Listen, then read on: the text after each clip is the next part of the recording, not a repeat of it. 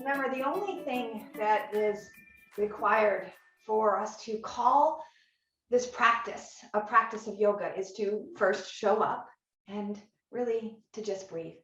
So welcome to Just Breathe. The ways in which we're going to tweak the breath practice today is essentially brumari, or making noise with a kind of a hum or a bumblebee sound, and nadi shodhana, or alternate nostril breathing. So those two breaths will guide the content of our breathing practice. About maybe 8 or 10 rounds of exhaling sound in brumari. If 3 is enough for you, that's fine. Come back to easy, just dirga, or even in and out breath. Then I'll invite all of us to transition for the majority of our time into alternate nostril breathing. So alternate nostril breathing is done with the mudra, classically the Vishna mudra, of the first 2 fingers folding down to kind of the meaty part. The Thamar eminence is the name of that muscle, which I just think it's a fabulous name. Thamar eminence. Maybe I'll name my next child Thamar eminence. Can you imagine? Anyway, so that's the classic. And then we use the thumb and the ring finger as gentle compression aside of the nose to close off airflow. Now, personally, that kind of gives me a hand cramp. So I prefer to use these 2 fingers to rest on my forehead. And that not only helps to hold the weight of my head, I bring a block in underneath my elbow so that I can keep this upright alignment. Now, I was taught breathing and this idea of turning inward requiring a physical drop of the head. As a yoga therapist, in a world that we're doing this, I don't advocate for the drop of the head. That doesn't mean it's wrong. It just means, for me, it tends towards exaggerating something that is already causing some unevenness, some disequilibrium. Is that a word? I don't know. Anyway, so holding the temple, resting the elbow, and then alternating with the same thumb and ring finger, so to speak. So with that, let's center. And a little gentle reminder from Thich Nhat Hanh, Buddhist practitioner and meditation teacher. Breath is a lamp, he says. There is no need to manipulate the breath. Breath is a natural thing, like air, like light. We should leave the breath as it is and not interfere with it. What we are doing is simply lighting up the lamp of awareness to illuminate our breathing. We generate the energy of mindfulness to illuminate everything that is happening in the present moment. So on one hand, we could interpret Thich Nhat Hanh's words to mean that we shouldn't manipulate the breath. We shouldn't practice these pranayama techniques. But that's not really what he's saying. What he's saying is that ultimately the breath is a beautiful and pure thing. And I think he might also extrapolate to say that our lives often push us in ways to change the natural, organic breath of life and vitality. And so we remember easeful breathing by stressing it intentionally through the pranayama practice, so that we can then start to cultivate a more returning to an ease state, a natural, accessible, life-giving relationship with the breath. Now, brumari is just a humming with the mouth closed and a vibration as it exits out the head. But you can add on some additional techniques of closing your senses. So I rest the fingertips on the eyebrow or just below the eyebrow, fingertips on the nose, though I'm not pinching off the nose. I use my thumbs to close the ears, whether it's actually closing the ear flap or just setting my thumb in that area, that general area. And then finally, resting some fingers on my lips. Again, I'm still evacuating the breath out the nose, primarily, mouth if needed. And I welcome you to do this 3 to 10 times and then come back to an easy breath. It's hard to hear once you've plugged in your ears. So don't worry if you can't hear me, just practice your breath And if you need to reconnect, then go ahead and unplug your ears and check in again. Draw the breath in.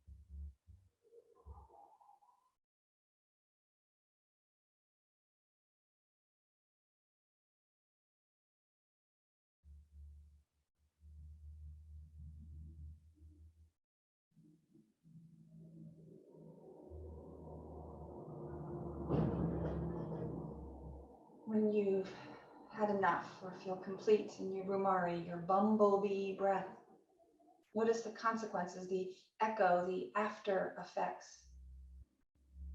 There might be a tingling, a coolness, or even a heat generated. Notice what you notice. Feel what is your experience with this technique of controlling your breath. Where was it familiar? Where was it perhaps unfamiliar? Maybe even awkward, uncomfortable.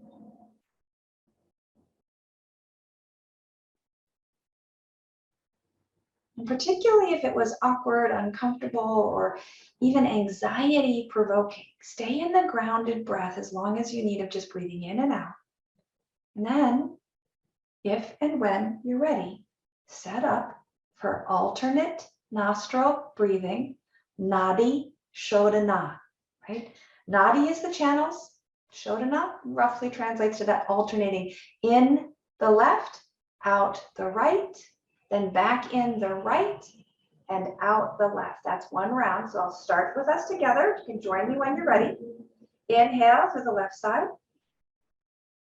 Close the left nostril and open the right. Exhale out the right side. Inhale to the right side.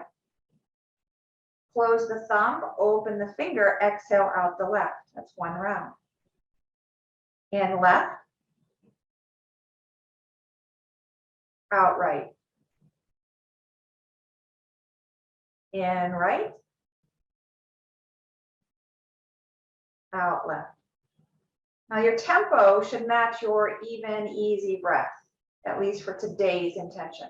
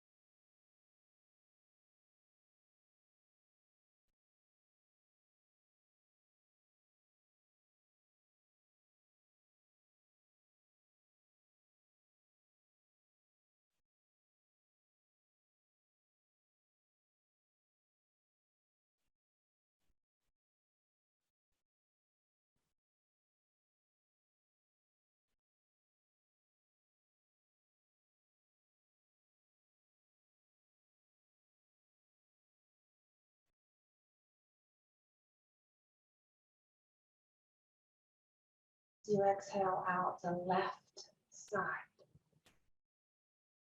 release this controlled breath technique. Notice again the air flowing freely in and out. No obstruction, no controlling, just pausing to bear witness.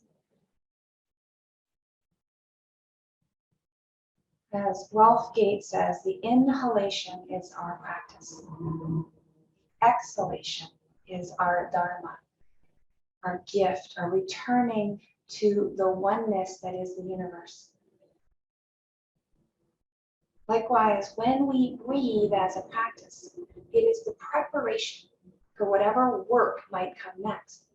The movement of day-to-day living, the movement perhaps of an asana-based practice on the mat. We breathe, we move, we prepare, we plan, we schedule, we allow rest as a way to honor this cycle, this system of yoga, this strategy for living well.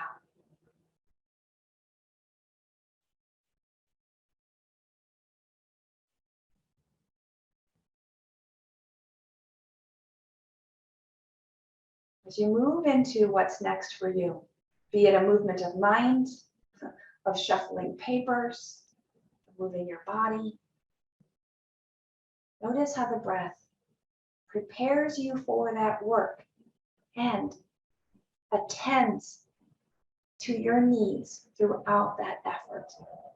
The breath is always available to be your guide, to be your safe haven, to be a place of practice. The hands come to rest together. May you breathe deeply and move freely, labor lovingly. May you live vibrantly. May you be well. Namaste.